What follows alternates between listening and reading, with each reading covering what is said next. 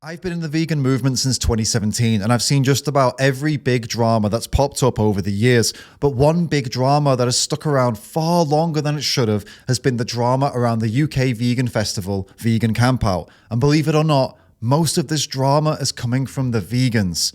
We're talking insults, accusations, some vegans planning to protest outside the event, and even threats of physical violence.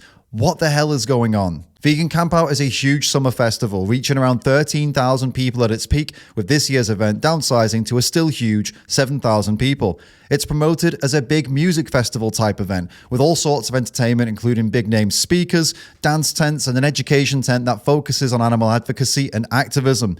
There's also a ridiculous amount of vegan food available, and tons of stalls including animal charities and activism groups. Almost everything you'd want for a big vegan event like this. I've had some amazing times there, and one of my favorite things about the festival is I get the chance to meet so many of you lovely people who support my work. It might sound like I'm selling it here, and I do promote VCO here on the channel, but this video isn't sponsored, and it's important to note that I only work with VCO because I believe in the event. If I didn't, I wouldn't work with them. And to further clarify that point, I've been approached by many other companies over the years that have offered some pretty big money to do promotions, but you know from watching my channel that I've only promoted a few products, like the Cards Against Veganity card game made by a passionate vegan and activist, Omni-Vet certified vegan dog food to help feed our doggos with quality animal-free food, and Vega Vero, a 100% vegan supplements company run by vegans, many of which are activists.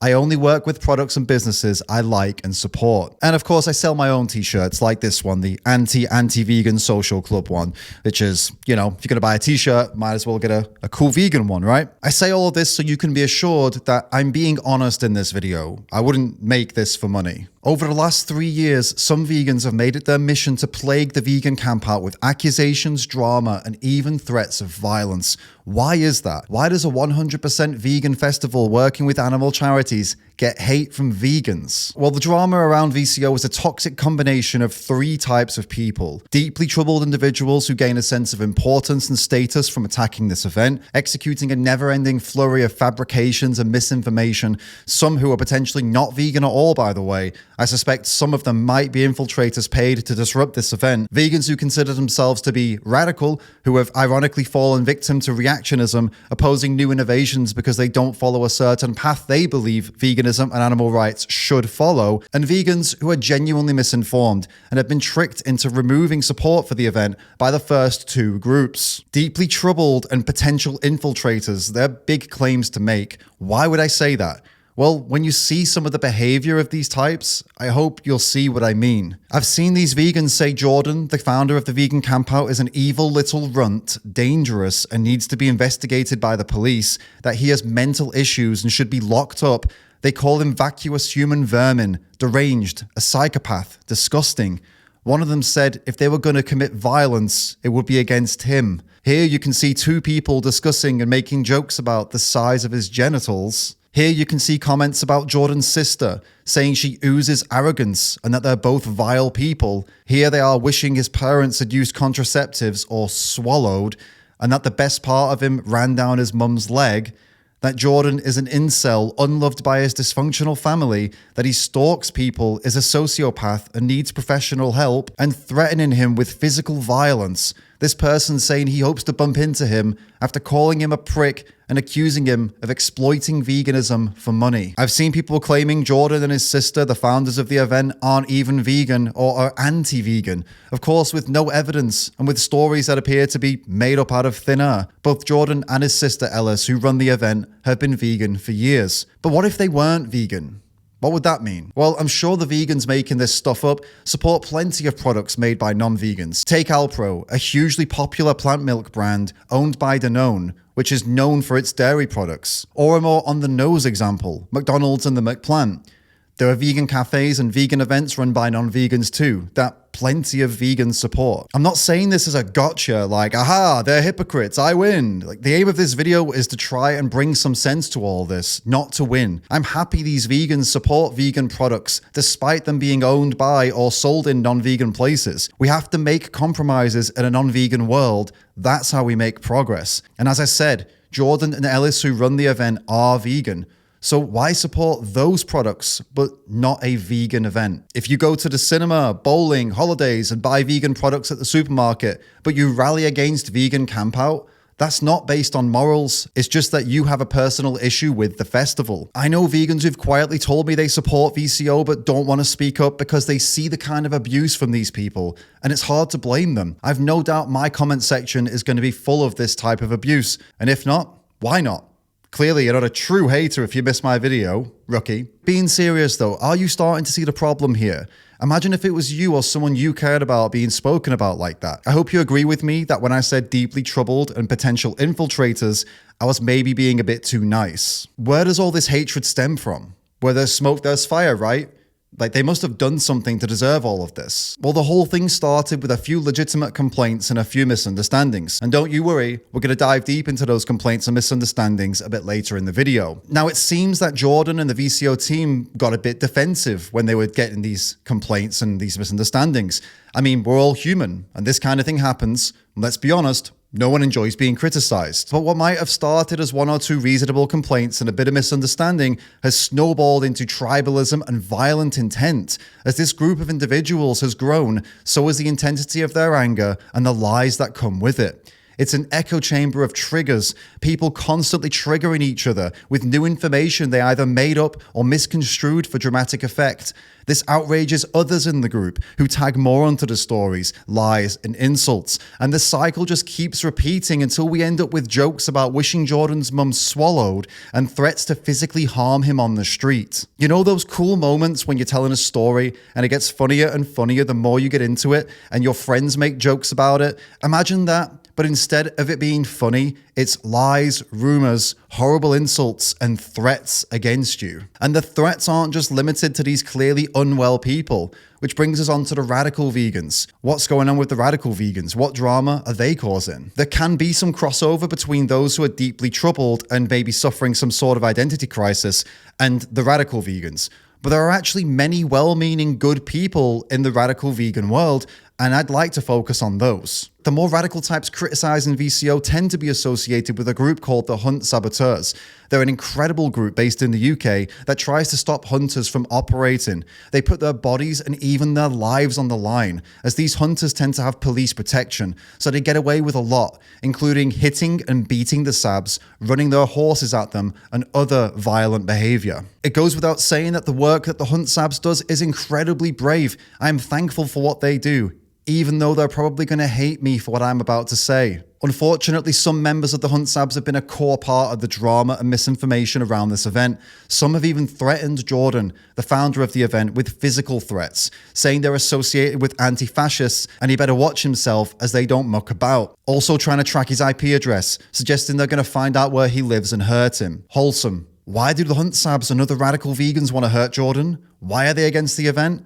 There are some lies about VCO that these types have been pushing. The claims they continue to push are VCO banned Hunt Sabs from attending the event is operating on land where hunting takes place, and that the event is operating on land where factory farming takes place. None of this is true, and no matter how many times the record has been set straight, these lies continue to persist. VCO has never banned Hunt Sabs, but there was one year where it seemed they wouldn't be able to allow the group to hold a stall at the event due to pressure from the owners of the land. After further negotiation, this was overturned, and the Sabs were invited back to host a stall. This only took a couple of weeks to get sorted.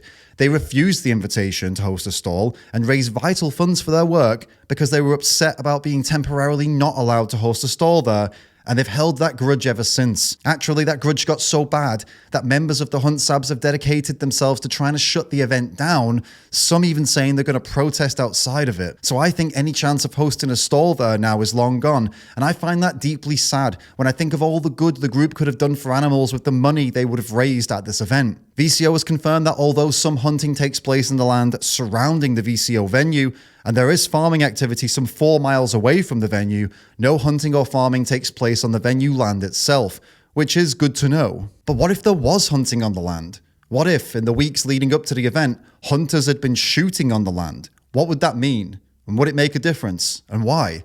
Most land in the UK has some connection to farming or hunting.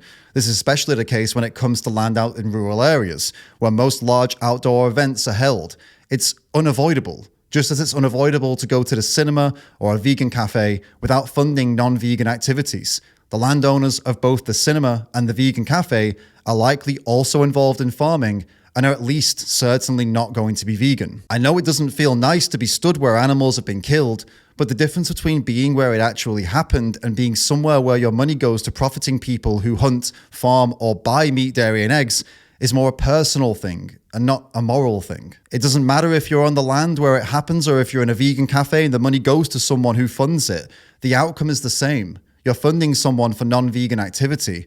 There is no moral superiority in avoiding a vegan festival because you don't like the landowner, but eating at a vegan restaurant or buying vegan products from businesses and land owned by the same people. Confusing personal preferences with moral claims always causes massive issues for this movement. But like I said, VCO confirmed that no hunting or farming takes place on the venue land anyway. But we do have to be aware of these compromises in our non-vegan world. We purchase tasty vegan products, eat at vegan restaurants, visit vegan animal sanctuaries, and go to vegan events knowing that they are all hosted on land that is either involved in something we don't agree with or is owned by someone who is doing things we don't agree with. We have to make peace with knowing they are profiting from our vegan activity as we try to change the world. This compromise is what makes veganism accessible to the masses, and as we forge this new world for animals, that's absolutely something we need to keep doing. The hunt sabs and the radical types within tend to hold anarchistic, anti-capitalist views and perceive this event through that lens. Some have claimed that the VCO founders, Jordan and Ellis, are millionaires. And while they definitely make money from the event, they definitely aren't millionaires. And if they are millionaires, then all I'll say is, where's my boat? Making money as a vegan from a vegan business should never be frowned upon. What would you rather they make money from? Working in an office, helping an actual millionaire line his pockets? Someone who almost certainly wouldn't be vegan and wouldn't be doing anything to improve the world for anyone but himself, let alone animals? It's similar to how some vegans criticize vegan lifestyle influencers for not talking about the animals, something I've also done in the past. I mean, I get it, but would you rather they did their lifestyle influencing for non-vegan products and recipes instead? Definitely not. So maybe it's best if we support them and help them normalize the vegan lifestyle. I think we need to focus on the bigger picture and stop finding these fights with each other. It's also worth mentioning that since it began, VCO has helped put over £6 million into the hands of vegan businesses, including around £500,000 that has been raised by animal charities and sanctuaries at the event. Think about all the animals that's helped, and we have vegans trying to tear it down. Despite all the good it does, radical vegan types won't budge. Every year, the Hunt Sabs miss the opportunity to raise vital funds for their work to help animals, and they do it out of some idea of principle. A principle that, because for a moment, just a few weeks, they weren't allowed to host a stall there, so they throw it all out and refuse to ever host a stall there. Or the principle that they won't support the event because they believe it's held on hunting or farming land, despite not upholding this principle in many other areas of their lives. I saw a comment from someone arguing against that point. They were saying that it's because this event is a vegan festival and it's completely unnecessary. It's just a big party. That's why they rally against it and hold it to a higher standard. Really though, because I'm willing to bet that most of the people saying something like that buy vegan ice cream, vegan burgers, eat at vegan cafes and restaurants, and these are all completely unnecessary. And they're all absolutely kicking some profits back to a non-vegan at best or a hunter or farmer at worst. And I'm not saying they shouldn't do that. They absolutely should do that because these products and businesses help make veganism accessible and normalized. I'm saying on top of supporting those things, they should also support VCO. Or if that's not your thing, like festivals aren't your thing, fair enough. But at least don't rally against it. At least don't make out that this vegan event is the source of all evil in the world and that Jordan, the founder, is Satan himself. The fastest way to a vegan future is to give people what they want, but vegan. And that's what VCO is trying to do. And then we have the saddest group of all, the vegans who are genuinely misinformed and have been tricked into removing their support for the event by the first two groups. This is genuinely, to me, the saddest part of all this. Reasonable, kind, well-meaning people have been twisted by everything I just covered. Some, they're simply so overwhelmed by all the drama, they just don't want to risk it. They don't know the full story, but all the hostility, all the drama and the threats has upset them so much, they just don't want to go anymore.